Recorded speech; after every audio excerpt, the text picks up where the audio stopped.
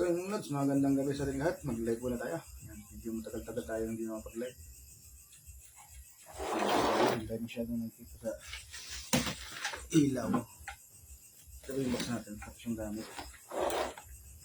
Yan, meron pa tayong ano pa lang mga lods. Meron tayong assignment. May tama sa kanyang titid. Kaya gagawa natin siya ng paraan. Lagyan natin siya dito. Live muna tayo, live mga lods. Medyo tagal-tagal na rin tayo hindi nakapag-live. Mag-live muna tayo sa paggagamot ng manok. Para mayroon tayong may share na kaalaman. O konting kaalaman sa inyo mga lods. Mga palang ginagawa ko, ilalagay ito sa paa ng manok.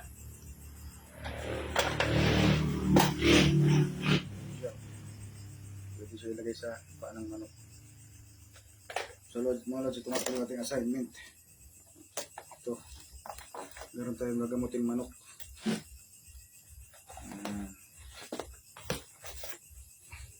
Lagyan natin yung pagsapin. Yan.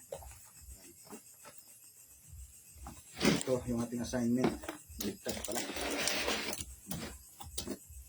Ito. Yan lods, ito yung ating assignment. Yan, ito yung kanyang tama. Yan o. Kaya nag-pilay siya. Pero kaya natin gawin niya ng paraan. Pinagbili nga pala sa akin ito kanina. Shoutout sa iyo boss. Pumatas nga pala ito mga lods, kaya nanginayang ako patayin. Kasi baka makarecover pa siya. Gawa lang natin siya ng paraan. Ilikan mo natin kanyang sugat. Actually mga lods, ano lang naman, tinamaan lang siya sa ugat. Pero tinahi ko na ito kanina. Tinahi ko na ito kanina. Kita niyo ba mga lods? Talian lang natin yung kanyang paa.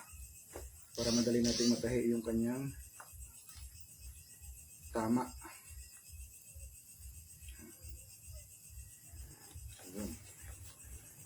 Tapos yung tali ay ipitin lang natin dito sa ating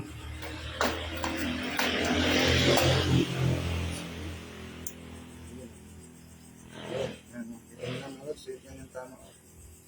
Dito na putol yung kanyang ng batong litid na to. Magaling malinaw, maapin.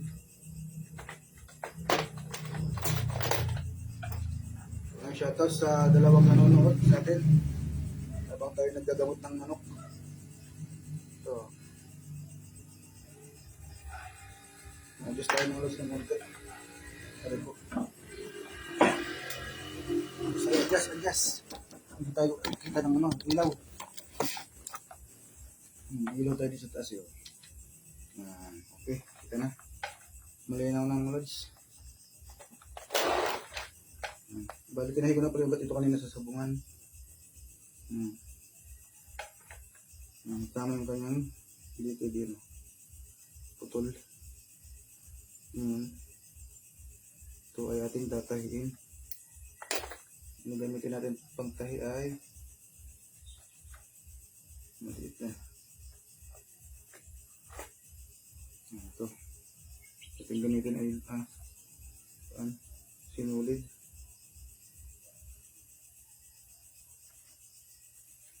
Nilugtong natin yung kanya mga litid para siya ay makarecover.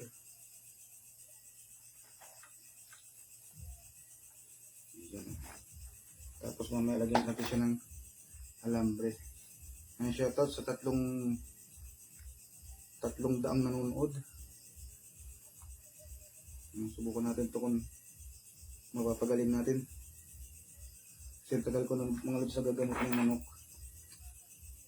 Hindi pa ako nakapagpagaling ng ganito. Pero gumagaling pala siya. Kaya lang medyo nagkakaroon na talaga ng diferensya. Hindi na siya katulad ng dati.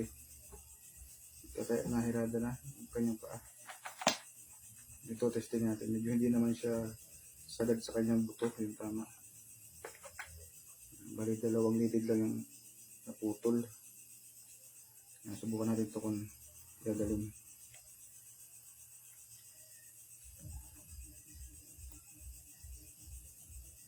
Live muna tayo.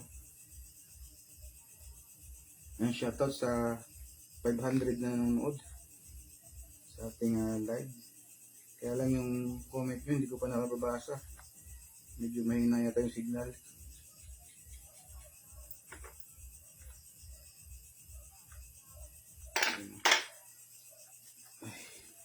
Kabila naman.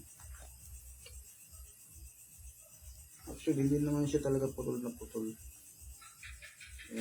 Baka kaya pa natin itong mapagaling.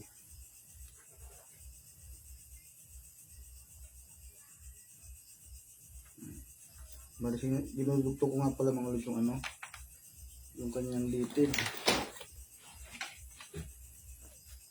Kailangan natin dito para hindi siya masyadong malikot.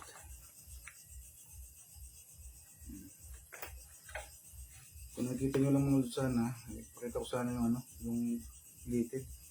Kaya lang, baka magdali tayo ni Facebook. Kaya dapat medyo malayo-layo yung ating camera.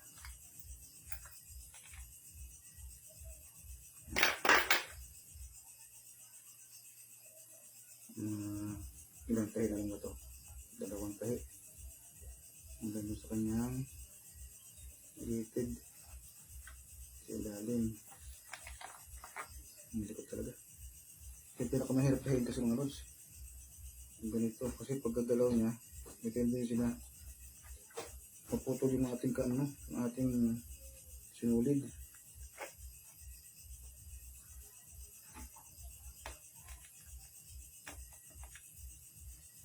Kaya dapat nakatali siya doon. Kaya nakatali yung mga paa niya.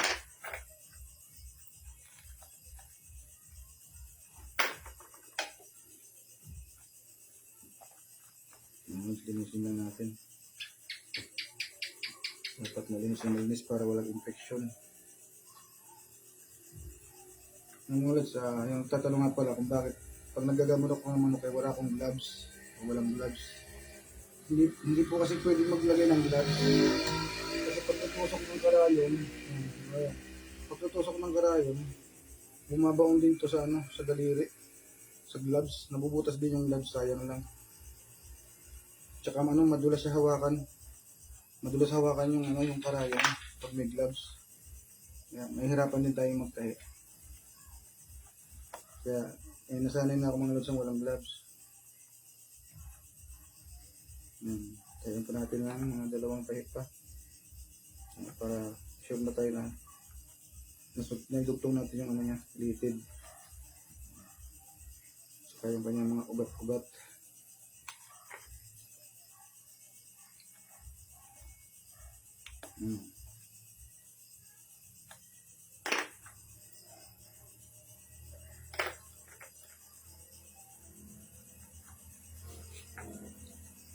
Shoutout kay Argel Prado at kay Alan Ibasco. Shoutout. Alan Ibasco, ano? Assignment to assignment. Kaya gabi na. Bali, binili ko to kanina ng 200. Nagbil sa akin ng mekanya. Kasi pilay daw, pilay. Sabi ko ako na lang yung bibili at aking gagawing adobo. Kaya lang, wala naman siyang tama sa katawan. Ito lang yung tama niya. Sabi ko sa sarili ko, buhayin ko na lang. Sayang naman. Kung makarecover, pwede pa natin ito ipagbili. Shoutout kay Daddy Vlog. Ayan, Kuya Doc, ako din. Dahion mo ang dug ko. Pag tinahi ko, hindi ka na makakaihi, Daddy Vlog. Doon ko tatahin sa pinakabutas. Balitahin natin mga lusyo, ano? Kanyang balat. Balat kayo pala. Ang pag-ibig mo.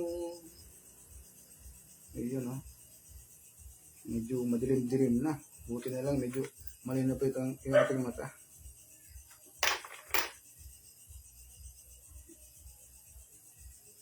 Kanina. Bayaran mo maski 250.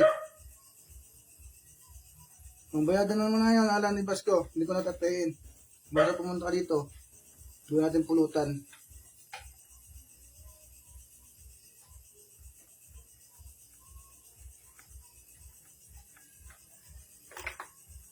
Lumampas pa yung tahi.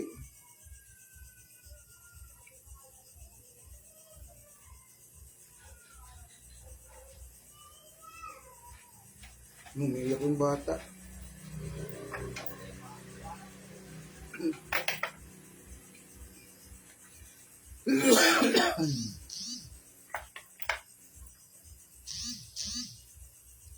Huwag mo kong tawahan. Kala mo, seryoso din ako. Punta ka dito. Magdala kasi na kanto. Kay ihawon tayo ni. Dali.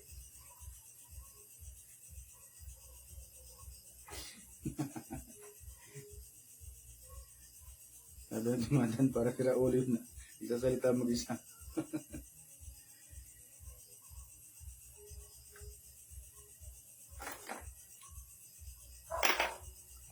Hanggang sa kabilang tama na. Kailangan natin na para hindi siya matras yung paa.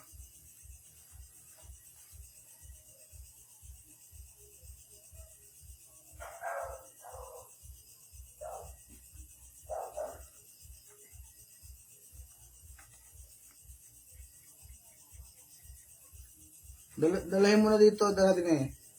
Tanggapin ko yun. Lemon pumpkin mo. Lemon pumpkin. Dali.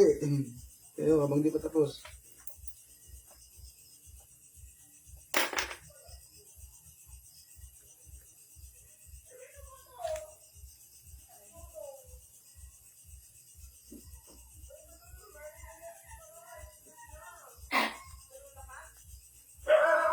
Shoutout nga pala kay Daddy Vlog. Yeah, shoutout sa presidente ng Team Erosin Vlog. Shoutout. Ito, meron tayong assignment. May assignment si Kuya Doc.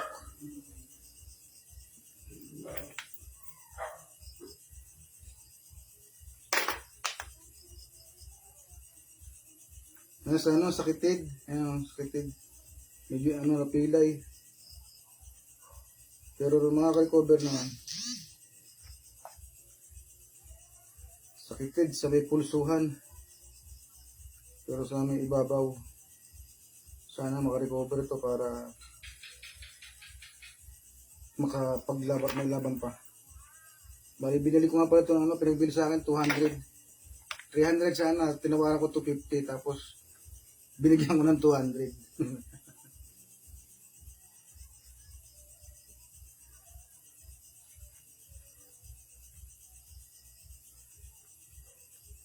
Walang mahinang manok.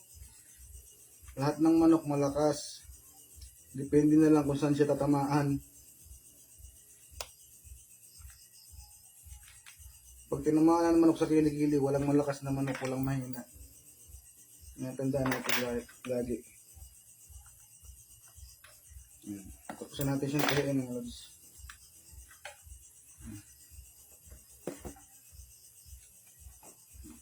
Medyo linisan na lang natin. Linisan lang natin. Busog pa ako mga lods. Kakain ko pa lang kasi. Kaya lang hindi natin ito pwede patagalin na tama niya. Kasi baka maubusan ng dugo. Ito tayo sa ating pinali. Ganito yung gagawin natin para hindi na gumalaw yung kanyang paa. Nalagyan natin ito mga lods. Tukod. Lagyan natin din yan. Para lagi siya nakaunat. Hindi mapupunit yung kanyang tahi. Pero lagyan natin siya ng sapin dito. Natela.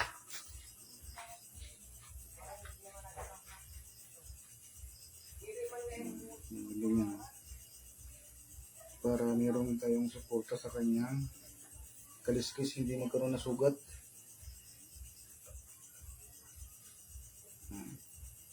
Balutan na natin ang tela ng kanyang paa. Pero hindi naman yung masyadong mahigpit. Kasi baka hindi makahinga yung paa. Kahit wala itong ilong. Tapos lagyan natin siya ng konting tape. Mga dalawang ikot lang.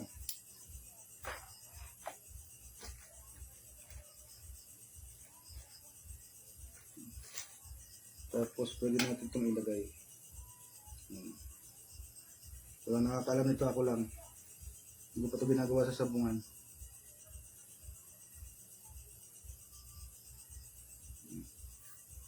Lagyan natin siyang ganyan. Lagyan natin ng tape. Dapat medyo marami yung tape nito kasi para hindi siya matanggal. Pero hindi yan masyadong mahigpit mga lods. Tanong ako ganyan. Para lagi siya nakaganyan. Straight na lang. Kasi pag bumaluktot siya ng ganito, mapupunit yung tahi niya dito. Magtatahi na naman tayo. Hindi katulad ng ganito, lagi lang siyang nakadikit yung lagi mo nakaganyan, hindi nakadikit yung kanyang litid at saka mga ugat para mabilis magdugtong. Diba? Ganyan lang diba? Pero lalagyan din natin siya dito ng tela. Ganito lang pinakasapin. Kasi baka magsugat din yung niya. Tapos lalagyan din natin dito ng konting tape sa taas. Hindi kasi natin ito may paliwanag pag yung sa video lang. Kasi tayo may meta, naigpit. Bawal ang may dugo. Bawal magpakita ng may tama sa bituka kahit i-blurred mo pa. Muntik na tayo dyan ma-restrict. Muntik na nawala yung ating account. Tapos na. Kaya pag pinatayo mo siya, straight lang yung kanyang paa. So, yun ang ating ginagawa. Ang gusto mong nangyari. Para hindi mo pulit yung kanyang tahi. Okay mga lods, ganun lang yan. Tapos, hindi pa tayo tapos kasi gagawin pa natin ito ng damit para pwede natin siyang ibitin. Wala tayong ganito maliit na to. Wala nang malaki. Ito, malaki. Wala tayo natira. Meron pa tayo natirang isang malaki. Pero gamitin natin ayon maliit lang.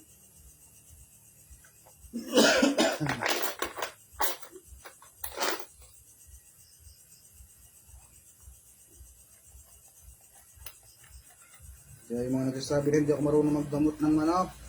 Sa iba kayo magpagamot. Pakailan ko sa mga manok nyo.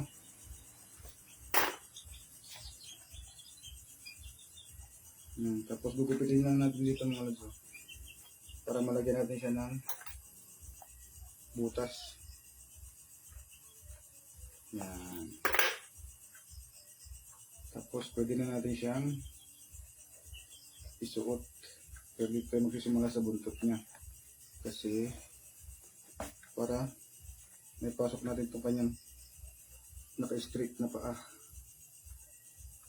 Ito yung pinaka mahirap gawin na parte. Suot mo yung dalawang paa. Saan isa? Yan.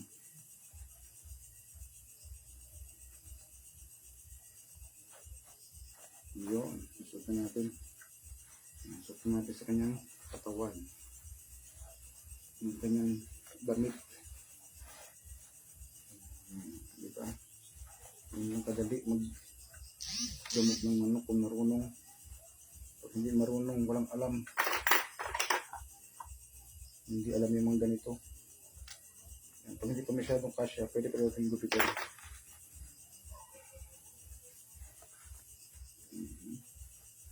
Medyo suot o masikip. Yan, pwede na rin siyang gupitan. Okay. Diba? Diba?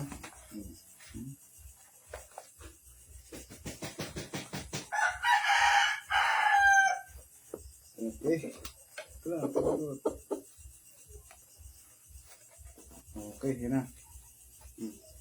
Kanyang mga lods. Lagi lang siya naka-straight na ganyan para hindi mo pwersa yung kanyang tama yun. Ayun, tama. Diba? Tapos, tapos, kasi yung ano, lalabas yung pakpak niya dito eh. Kaya dapat natin itong tahiin. Dapat natin yung tahiin ng hindi natin ng butas.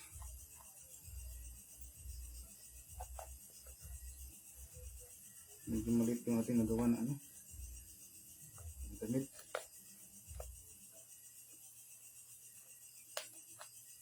Pero okay na. Ito lang natin itong tatahi. Straw.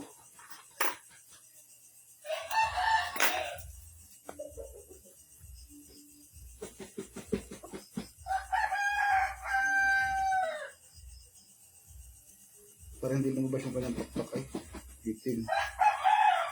Sumubra sa liit.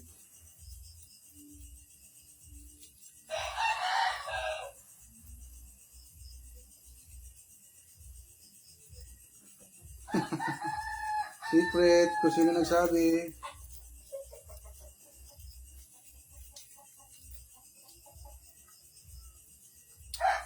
Tama ka, Alan Ibasco. 70% talaga nabalda siya. Pero 30%, mali. 30% nabalda. 70% nagagaling. Basta may kasamang gene. Tama. Ayan, kahit na ano natin. Para hindi lumabas yung kanyang pakpak kasi. Kasi lalabas yung pakpak niya dito pag hindi natin nilagyan ng tahi. Okay. Tapos lagyan din siya dito ng ikutan. Bubutasan natin dito. Unahin mo natin yung kanyang ating tatahiin.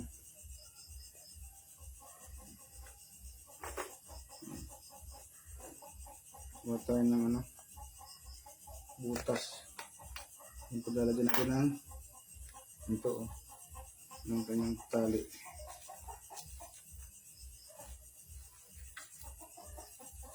Tapos mamaya mga lods, ipapakita ko sa inyo kung saan ko ito ibibitin.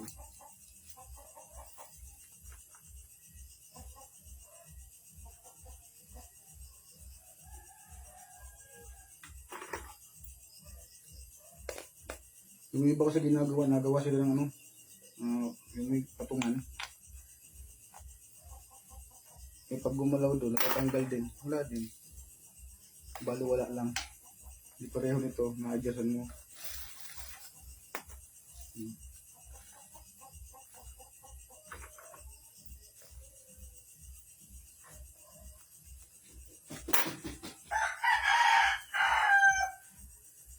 Buhol lang natin. Okay. Ano siya? Nakasabit na. Diba? Oo. Hindi na lalabas yung pakpak niya dito. Ay, nalaglag. Muntik ko malaglag. Kahit na ganyan-ganyan, hindi malaglag. Oh. Diba?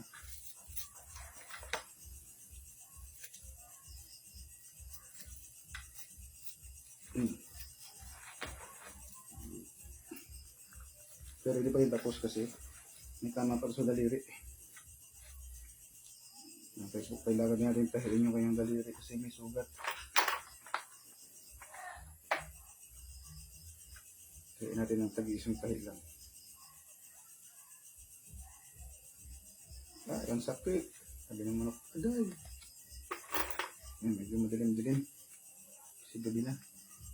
Ang sakit na sa mata. Ayun. Kaya natin ang siguro mo eh.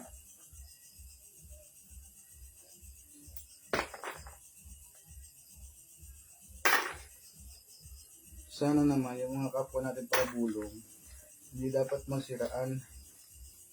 Huwag siraan ng kapwa para bulong o magkapwa natin ng gamot ng manok. Shoutout kay Tata. Jerry Gabad, shoutout. Sabi mga lods.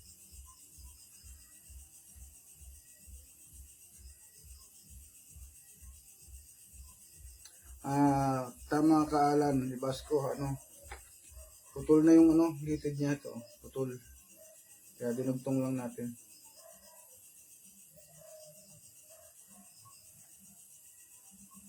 Bali, ano naman talaga to? Pang ihaw na. Ihawin na lang. Kaya lang, gusto ko munang pag-eksperimentuhan. Sacrifice natin yung ano, yung manok. Kasi pag napag-recover natin to, pag gumaling siya, pwede pa natin tong ilaban. Laban natin. Maski 550 yung pusta.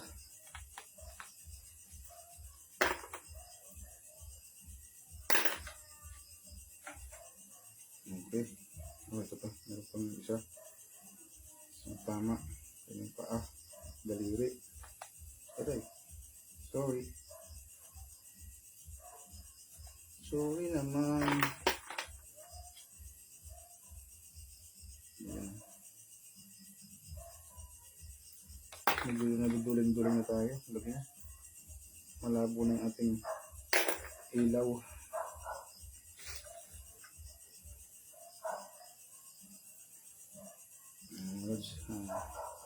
Lagyan natin ng balot yung kanyang mga daliri.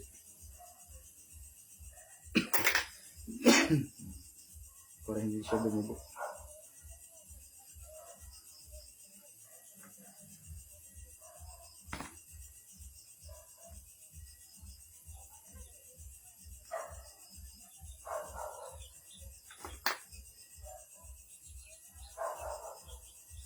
Wala na, hindi na makita.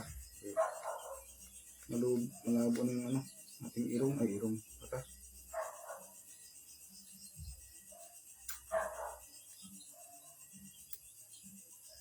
Okay, Alan ni Basco, thank you Brad sa iyong panonood. Ito, pagpapatuloy ko lang itong aking paggamot nito.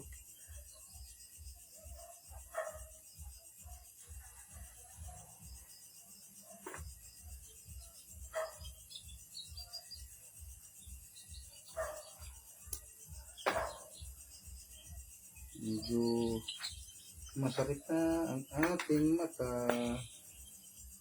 Kasi gabi na.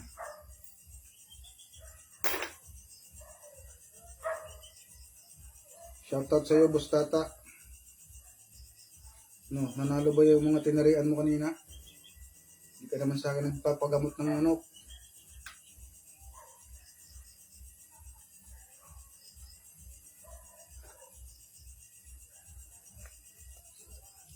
Hindi ko to pinapakita sa ano, sa sabungan, mga ganitong diskarte, Boss Tata. Kasi maraming gagaya.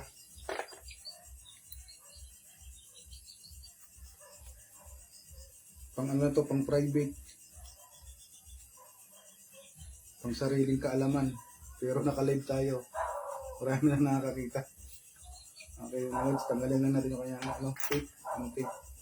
Ito yung number, huwag nakakalimutan itong tape na to. Kasi pag nakalimutan to, bulok ang paa ng manok mo.